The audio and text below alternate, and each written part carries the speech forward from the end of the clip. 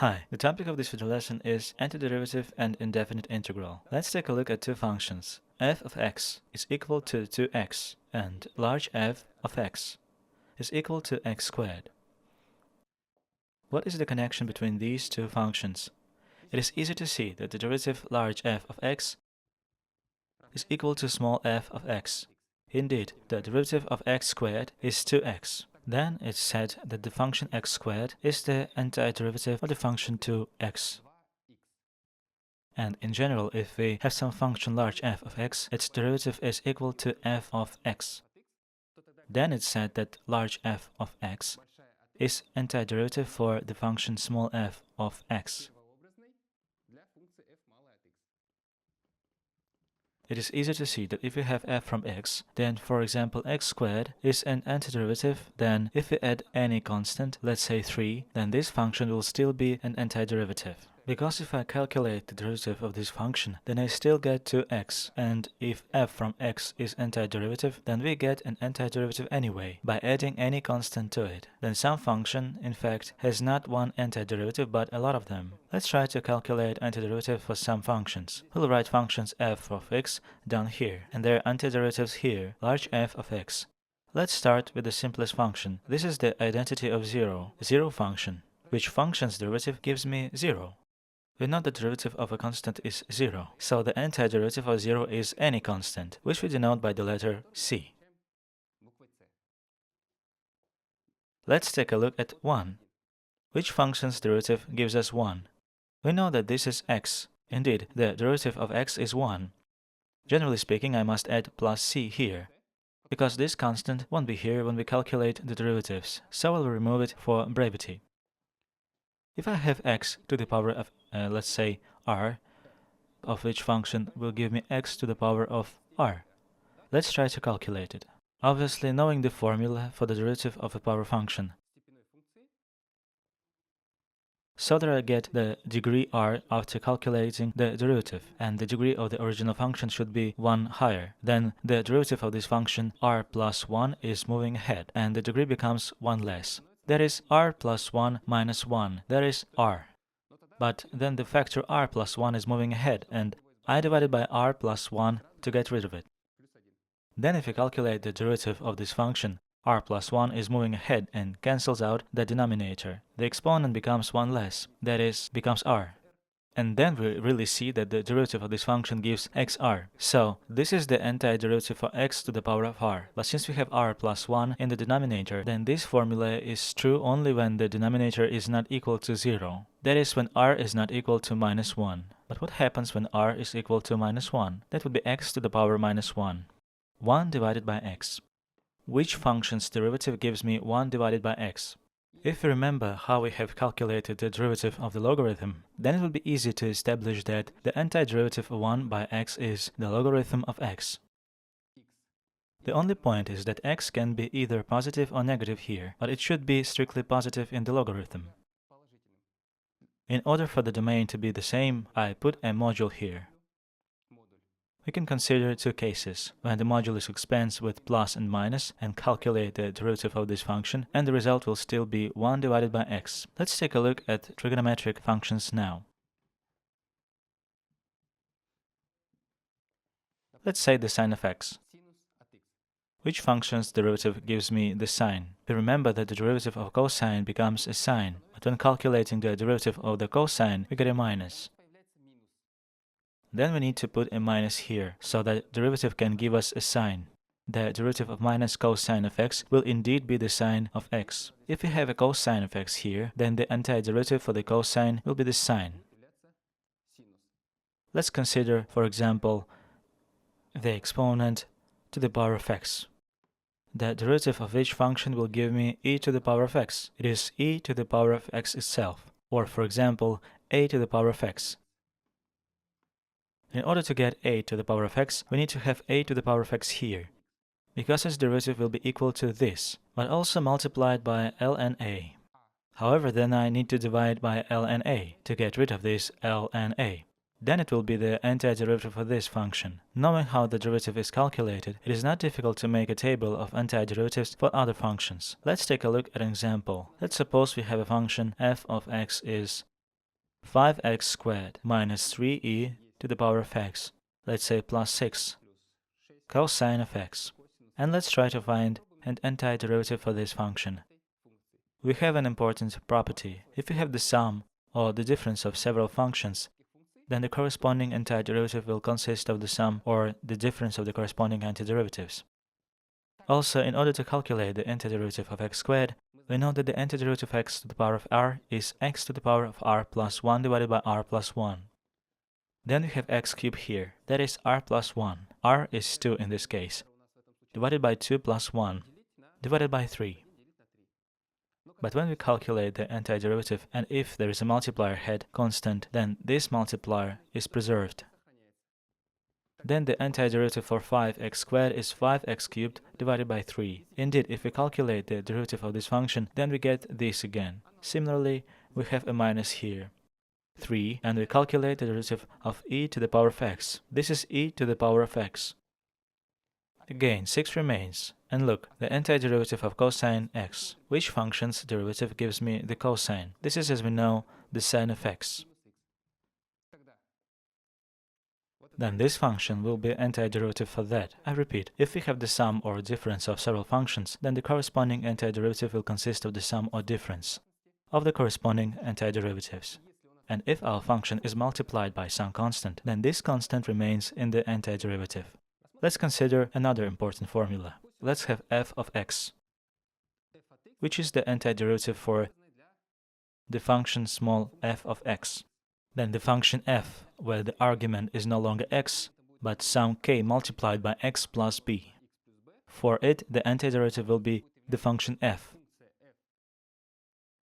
kx plus b, 1 divided by k here. Indeed, let's calculate the derivative of this function.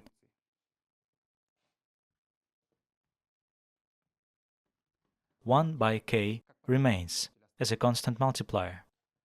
The derivative of f, this will be f dash, argument kx plus b.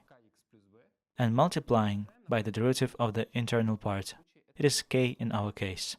Then k and k will cancel each other out. F dash of x. Since f is our antiderivative for f, it will be equal to f of kx plus b. It will be equal to f of f of kx plus b. Then the derivative of this function is equal to f of kx plus b. So this is really an antiderivative for the function f of kx plus b. Let's take a look at an example. How can we use it? Let's have f of x is equal to 1 divided by 5x minus 7. How to find its antiderivative? For this, we'll look this function of the form kx plus b. The role of k is fulfilled by, more precisely, a function of the form f of kx plus b. The role of k is fulfilled by 5. The role b by minus 7. If I close it with my hand, the function 1 divided by x remains. We know that the antiderivative of 1 by x is ln. Then we will have ln here. Ln, the argument remains. As stated here, 5x minus 7 and 1 divided by k is moving ahead. That is 1 divided by the coefficient in front of x. That is 1/5.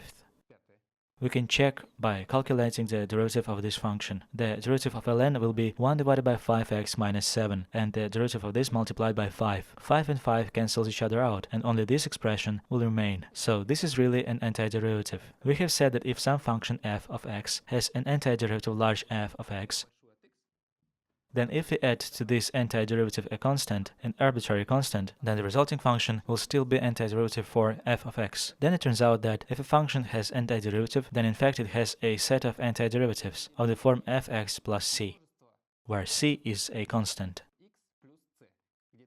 So, the set of all antiderivative of functions, which is just the same f x plus c, is called the indefinite integral of the function f of x, and it is denoted as follows. The integral sign f of x dx. Then it is said that the indefinite integral of the function f of x is the set of all antiderivatives. Then, knowing the value of antiderivative for some functions, we can easily create a table of integrals. For example, the integral of x to the power of r dx. We know that the antiderivative of x to the power of r is x to the power of r plus 1 divided by r plus 1. R is not equal to minus 1, of course, plus c. For example, the integral of cosine of x dx. We know that the antiderivative of cosine is sine. Then it is sine of x plus the constant c. And so on. Let's take a look at an example. Let's try to calculate the integral of the following function. Let's say 2x cubed minus 5x squared plus 6x minus 2 roots of x plus 3 to the power, let's say, 2/3 dx. In order to calculate the integral of this function, we can use the same property that we have used to calculate the antiderivatives. Namely, if we have the sum or difference of several functions, then we can simply calculate them separately. And if we have a constant in front, then it can be moved ahead. Generally speaking, we can move the constant forward beyond the integral sign. Let's count. An antiderivative of 2x cubed. Let me remind you again that the antiderivative of x to the power of r is x to the power of r plus 1 by r plus 1. Then I have 2 multiplied by x to the power of r plus 1. That is 3 plus 1, 4. And divided by the same argument, 4. Minus 5 remains x squared is x cubed by 3. 6x is 6 x squared divided by 2 minus 2 root x. We can represent root x as x to the power 1/2 and calculate the antiderivative according to this formula. Then it will be minus 2 multiplied by x to the power of 1/2 multiplied by x to the power of 1 multiplied by x to the power of 1/2 plus 1. 1/2 plus 1 is 3 second, and then divided by 3 second as well. Plus 3. X to the power of 2/3 plus 1. That will be x to the power of 5/3 divided by 5/3 and plus c. This will be the antiderivative. This will be the integral of this function. We can simplify it a bit. Reduce by 2. It will be x to the 4th power by 2 minus 5/3 x cubed plus 3x squared. We reduce 6 by 2 minus, let's turn over the fraction here. There will be 4/3 x to the power of 3 second plus 3 here, 9. 5th x to the power of 5/3 and plus c. Don't forget about the constant. Then this function, this set of functions, will be an indefinite integral of this given function.